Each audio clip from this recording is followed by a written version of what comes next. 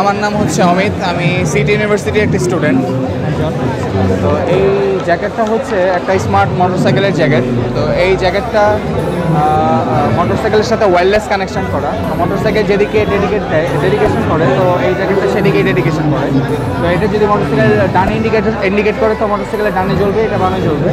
আর মোটরসাইকেলে যখন ব্রেক ধরবে, তখন মোটরসাইকেলে এই রেড লাইটটা জ্বলে উঠবে, এবং যখন ব্রেকটা ছেড়ে দিবে তখন এই গোটা জ্বলে উঠবে, এবং গোটা সবসময় জ্বলে থাকবে।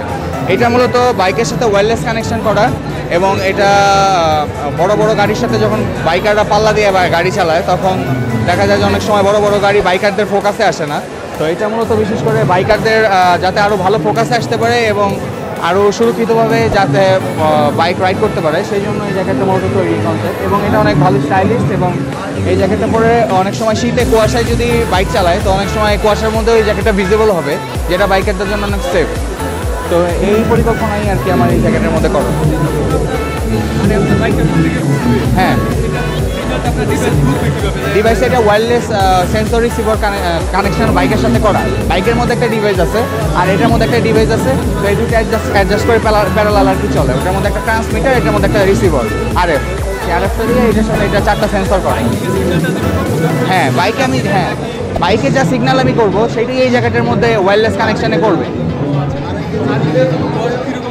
হ্যাঁ, ও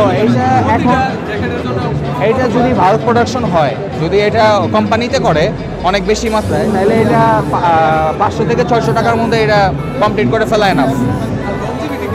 এটা লংজিভিটি, এটা যদি টেকসইভাবে করা যায়, এটা আপনি 1 থেকে 2 বছর পর্যন্ত র্যান্ডম ইউজ করতে পারবেন, কোনো প্রবলেম নেই, এবং চার্জেবল। হ্যাঁ, এটা ওয়াশ করা যাবে, সিস্টেম আছে। হ্যাঁ, এটা এটা কিছু হবে না, ওয়াটারপ্রুফ।